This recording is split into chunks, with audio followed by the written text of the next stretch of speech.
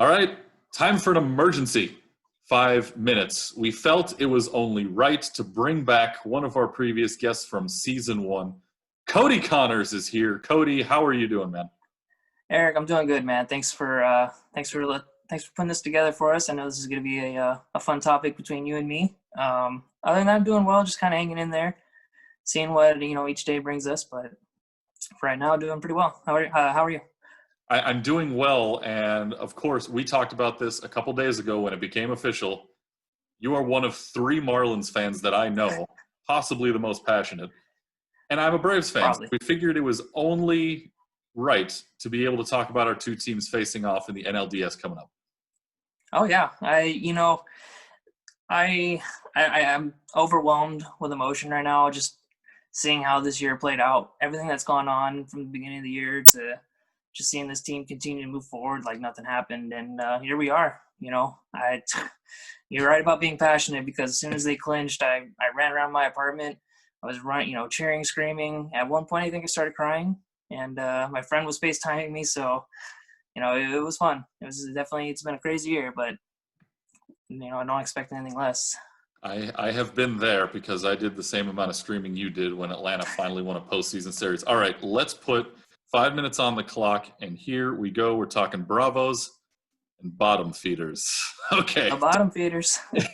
Braves and Marlins facing off in the NLDS here coming up. And I'll start with my point of view for Atlanta.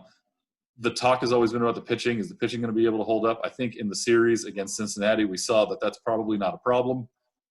Maybe the Reds had a bad couple days. Whatever it was, 22 scoreless innings for Braves pitching. Starters look great. My concern is the bats. It's the one thing that nobody says about Atlanta, that the offense is a problem. I've seen it the last however many years. Great offense, get to the postseason, they go quiet, no situational hitting whatsoever, always trying to hit for extra bases or get that big home run. The bunting, it just doesn't exist. They needed to do that in the first two games the 2 games against Cincinnati. They didn't really do that. They somehow squeaked out the first game.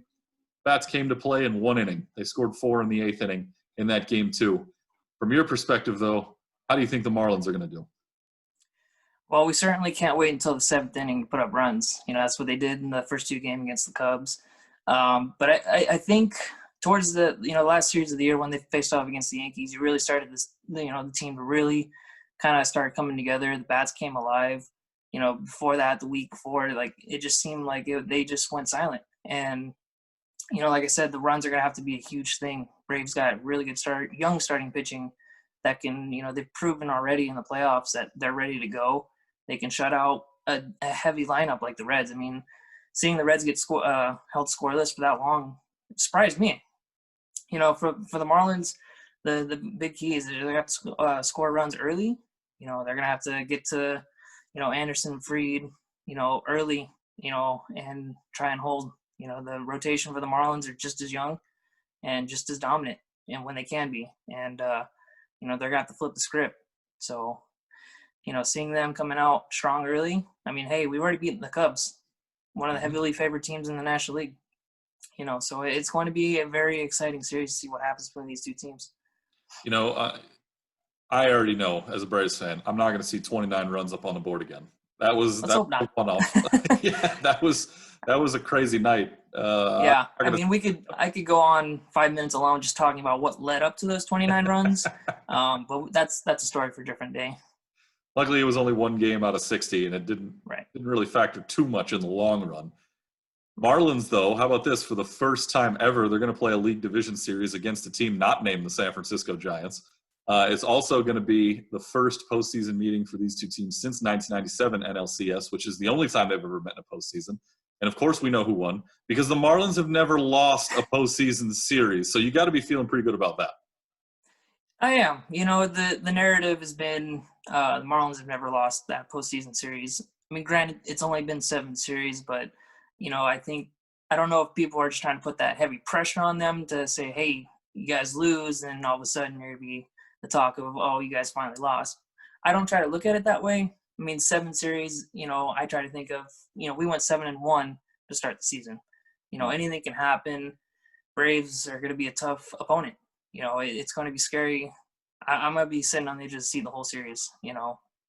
But I would yeah, say the sad point for all this is all the first 4 games being at 11 a.m. oh yeah, early. Yeah, they're all early. They're going to be the first 2 day games in Atlanta, then day games in Miami, and then a little bit in the earlier evening out there for Game 5 if necessary. I mean, Yeah. that's what you get when the Dodgers and Padres are playing each other in the other series. We should expect it, but it could turn out to be the most exciting.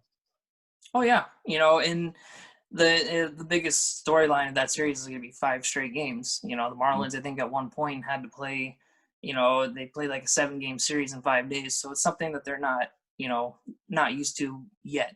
It's definitely higher standard from what playing in the regular season. So, but yeah, it's going to be a tough stretch here this week. All right, I got about 35 seconds left. Who wins the series and how many games? Well, I think anyone who's watching this is probably going to see how this is going to go. I'm just going to say it goes 5. I'm rooting for my bottom feeders. I think it's going to be I think we can compete with the Braves. It's all like I said. It's going to be who gets the runs first, whose bullpen can hold longer, and whose starting pitcher can go the deepest into games. All right, my last 10 seconds, I'll give you my pick. The series will go 5 games. I think Miami wins. Really? So I really do. Yep. I mean, that's a lot of respect. I respect you for saying like that. For me, if we lose this series, I'm not disappointed. A lot of experts said we're going to probably lose close to 40 games this year. And here we are. We went 31-29. Playoff team. I told you, I know we're already over the 5 minutes. I'm sorry. I told you in our first video that 2023 was going to be our time, and they've already proven me wrong. I mean, we're already here. So either way, I'm happy. The results are here. Things are looking really good in Miami. Nothing wrong with pushing forward that timeline by 3 years. Cody, yeah. Thanks for joining us here today. Good luck in the series. Can't wait. Eric, thank you so much, man. Best of luck to you as well.